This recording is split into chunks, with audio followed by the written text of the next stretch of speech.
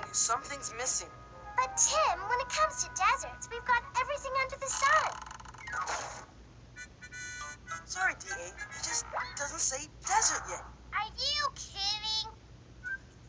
It screams desert. We've got sand.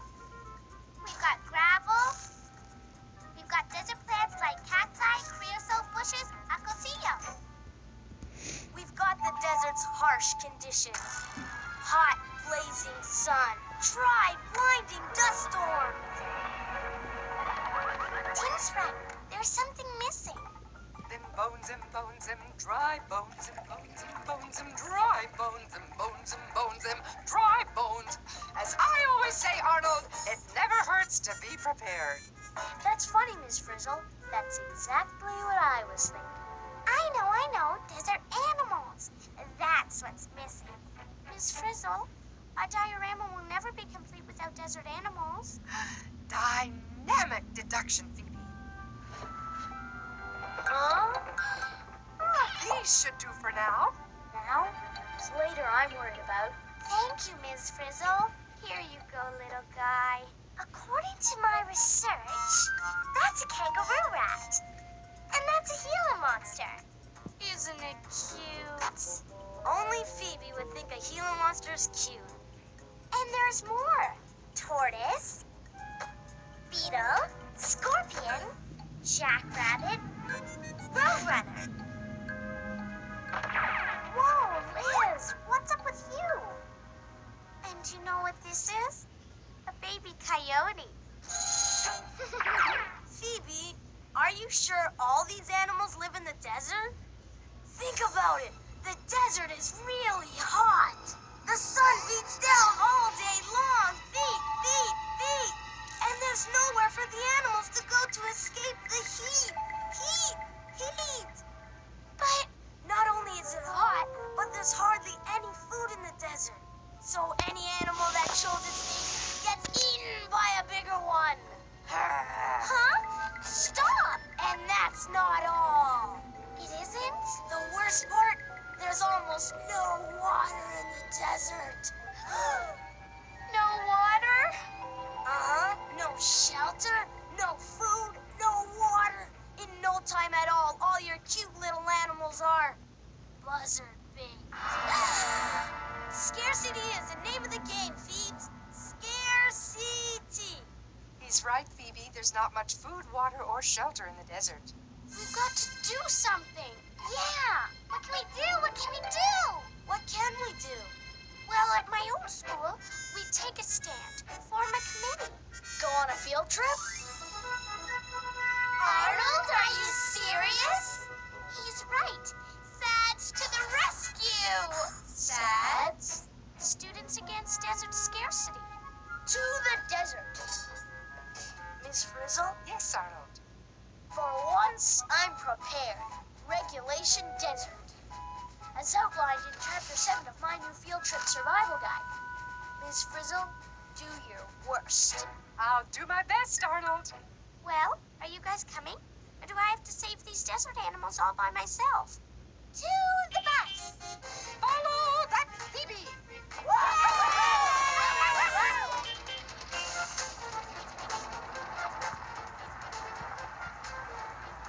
Hey, Arnold, so what do you have in that knapsack anyway? Oh, a little sunblock, snake bite kit, a few dozen mallow blasters. What? No football? Carlos, we are not going to the desert to have fun. We're not. The desert is full of surprises, Phoebe. And this bus is so slow. Can't we go any faster, Miss Frizzle? Every second we waste means those poor little animals are out there suffering. Well, that's one way of looking at it, Phoebe. Okay, boss, do your stuff.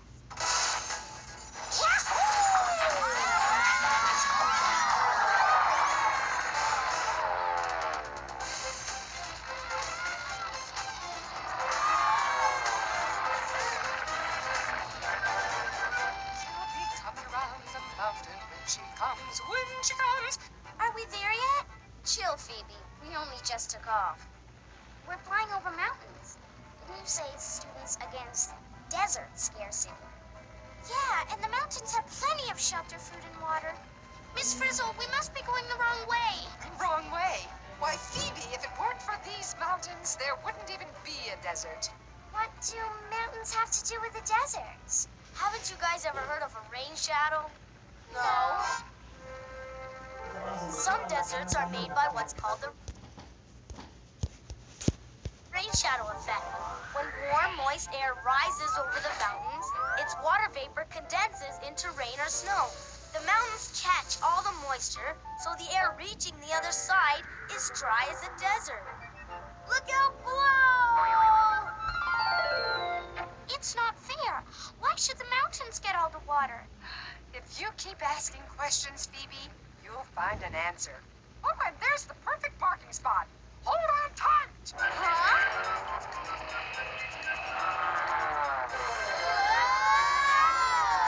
Field trip tip number 63. In the event of a rapid loss of altitude, you may want to put on a parachute. Liz, my parachute? That's not a parachute! That's a pair of shoes!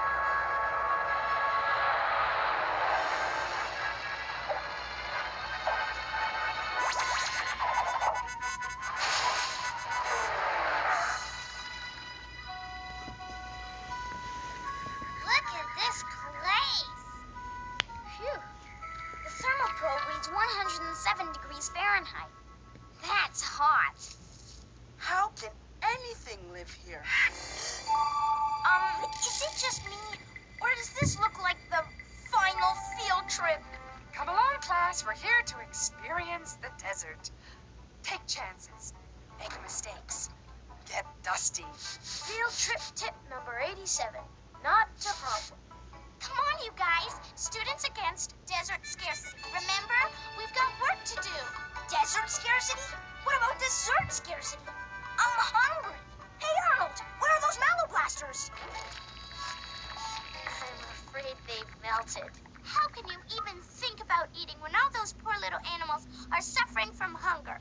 The only poor little animals I see are us. There's one. Why, that's a collared lizard. And that's a funny-looking bird. That, Tisha, is a fine example of a hungry roadrunner chasing a delicious lizard to eat.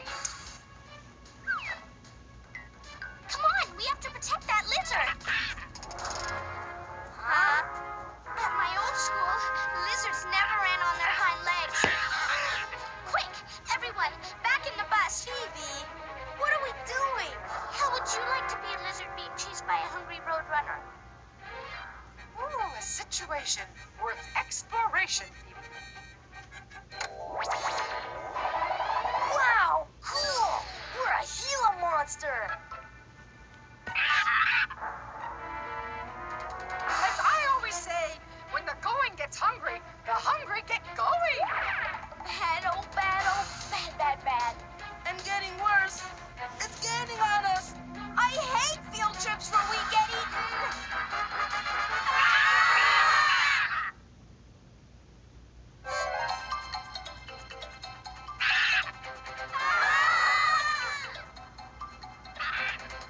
Any minute now, we're gonna know what it's like to be eaten.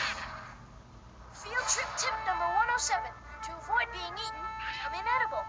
What does that mean? Class, do I hear a suggestion to avoid digestion? According to my research, Arnold, it means we ought to become something that's not very appetizing. On the button, DA. One inedible horned lizard coming up.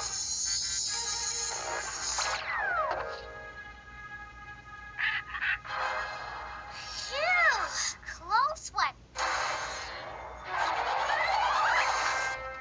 Well, first-hand experience tells us roadrunners don't like lizards with spikes. Would you? So, the little animals here have special ways to avoid getting eaten, like running fast or being prickly. Oh, Phoebe, that's right. Which means they don't need your help, Phoebes. Are you sure about that? Life is tough in the desert. Don't we know it? It's too hot to chase after animals. Or to be chased. Phew, I'm burning up. Exactly. And somewhere out there is a poor little animal which is burning up too. Now come on, we've got to find it and help it. Stop the bus.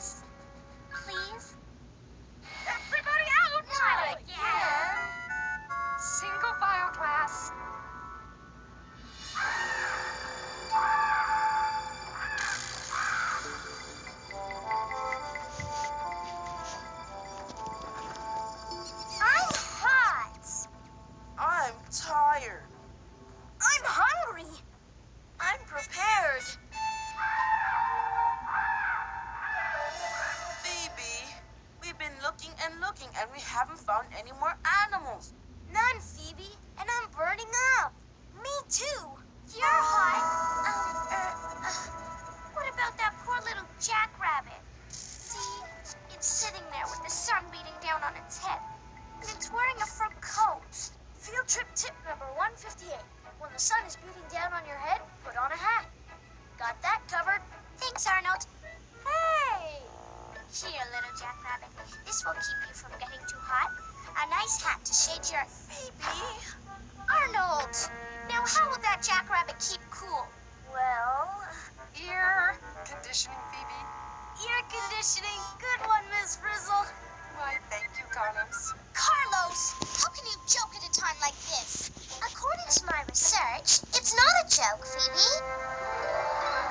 You know how a car radiator cools off hot water from the engine?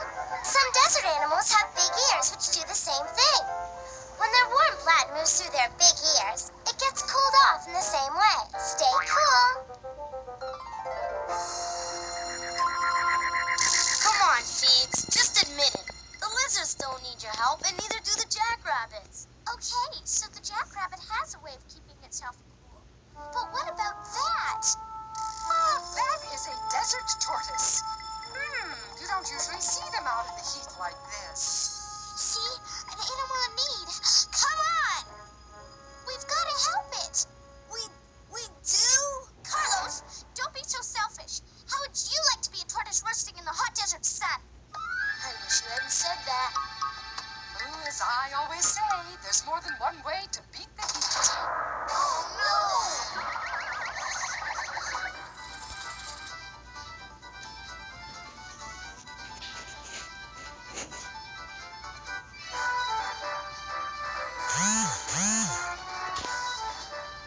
Oh, so this is what it's like to be a desert tortoise. We're an underground shelter. It's a lot cooler down here. Good observation, Keisha. Yes, another animal that can keep cool without your help, Feebolino. But Carlos, I just thought of something. Maybe the reason we didn't see any animals is because they all burned up before we got here. I knew it. We're too late. Whoa! What's happening? Oh, class. The bus is now on automatic purple. We're being pushed by another desert tortoise.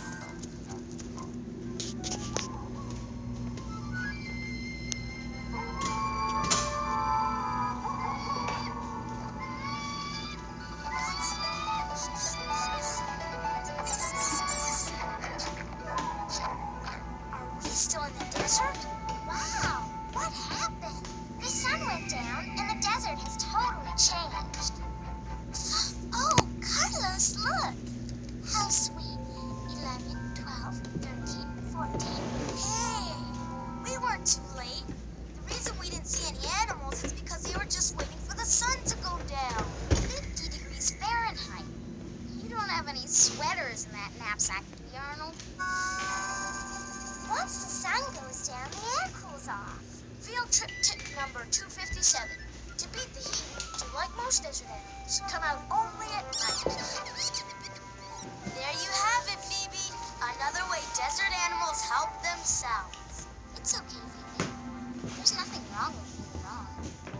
As I always say, make mistakes, make mistakes, make mistakes. It's the best way to learn something. But let's face it, Students Against Desert Scarcity is a bust. Okay, Carlos, okay. You don't have to rub it in. I might have made a mistake about that lizard. And I might have made a mistake about that jackrabbit. And I even might have made a mistake about the tortoise. But there's one thing I know I'm not wrong about. How much you wish you stayed home today? No, how much everything in the desert needs water. You're telling me. Thanks, Matthew. Phoebe! Well, if no one's gonna help me give water to all these poor little animals, I'll just do it myself. Phoebe, where are you going? I said I was gonna give these poor animals water, and I'm going to do... Phoebe, I know this may sound crazy, but hear me out. Okay, Carlos, I'm listening. These animals didn't need your protection from being eaten or more from burning up in the sun, right? Right? They can cope, right? Right. Well, maybe they don't need your water either. Carlos, how can you say that? You know there's no water in the desert. You said so yourself. Rain shadow, remember? But look at them. They couldn't live without water, and they are definitely alive. They must get it somehow. Okay then. If you're so smart, tell me how. Come on, Carlos. Take chances. Get messy. Make mistakes. I don't know. Exactly. Maybe people like me come out here and give these animals water.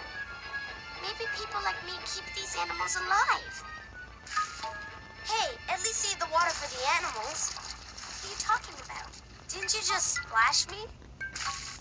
Is that rain?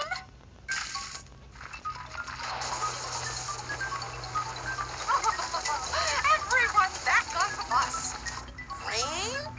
In the desert? It doesn't rain here very often, class, but as I always say, not very often is a long way from never. And the desert is a long way from needing my water. And we're a long way from the bus. Come on, Phoebe. Doesn't it feel great? Now we're talking water. It's amazing. We went from absolutely no water to...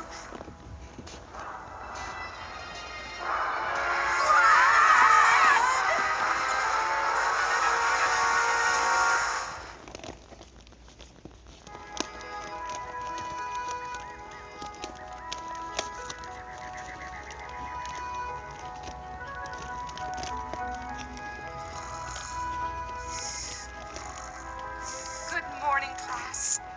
Everything's right as rain. Huh? Where are we? What happened to the deserts? Is this a dream? No, Phoebe. It's the desert after a rainstorm. Everything's changed. There's so much activity. What happened to all the scarcity? Look at all the plants and animals. Oh, desert life never ceases to amaze me. Do you see what I see? Flower power. It's as if they were waiting for enough water to bloom. There are shrimp in this puddle. Shrimp in the desert? Uh-huh. And pigs, too. Look. Actually, that's a peccary, a desert relative of pigs. Cactus is full of water. According to my observations, this piece of cactus is juicy on the inside and waxy on the outside. Hey, maybe that waxy stuff keeps the water in. As I always say, when it pours, the desert stores. You know, Phoebe, you are right. The desert does need water, and the animals need protection from being eaten and from the heat. Yeah, but Carlos, you were right too. They don't need us to help them. They're already equipped to live here. That's right, Phoebe. Everything that lives here has adaptations to help cope with life in the desert. Well, come along, class. Back to the bus. You mean soaking up water as quickly as possible is an adaptation? Absolutely correct. And having spikes is an adaptation that helps keep you off the menu. And burrowing under the sand. And having big ears is an adaptation for beating the heat. Yes, all things that live here have adaptations for survival. Oh, it makes so much sense, doesn't it? Field trip tip number 999. For those without desert adaptations, always travel with a teacher with frizzy red hair.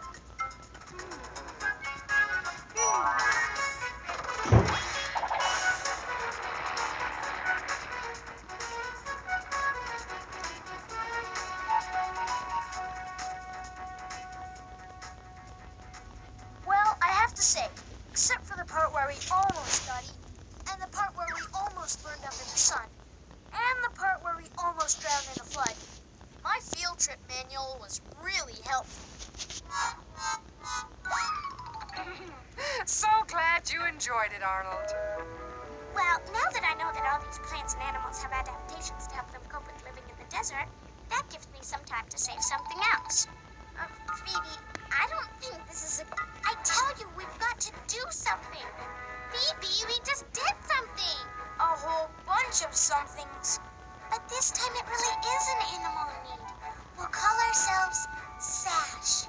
SASH? Students Assisting Sleepyheads. Carlo.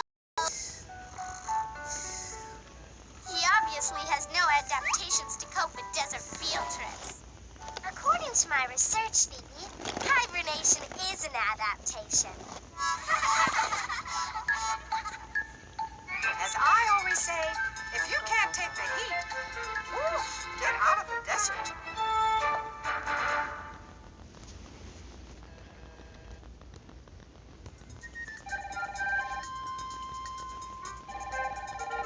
Are you sure the producer wanted this fake cactus, Liz?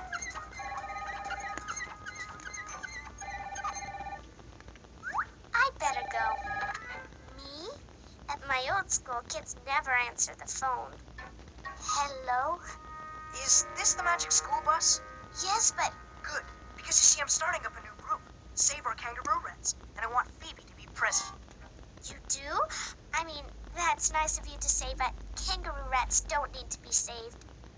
You mean they have adaptations that make it possible for them to live in the desert too? Right. For instance, they may never take a drink in their entire lives. They can get all the water they need from the seeds and plants they eat. Well, do they have an adaptation to help them cope with the short nights? Short nights? Yeah, watching that show, you'd think that nighttime lasted about 5 seconds. Oh, well, we were a little short on time. Uh-huh. But just a little. We wanted to show how desert animals come out at night. It's an adaptation, you know. Okay, speaking of adaptations, I don't know of any plant that grows from a seed the instant it rains. Look, when you have a lot of information to cover in a half an hour, you don't have time to wait for seeds to grow into plants. But they do grow very quickly in the desert. Did you want to see the desert in full bloom after the rain or not? Of course I did. And did you know that cactus needles are really leaves? Is that an adaptation? Yes. Unlike leaves, needles don't lose any water. And you know what else? Not all deserts are hot. Huh? Even Lego deserts if they don't get enough rain. Fascinating. Well, thanks for calling. Wait, one more question. Do you actually know Phoebe? Yes, in fact,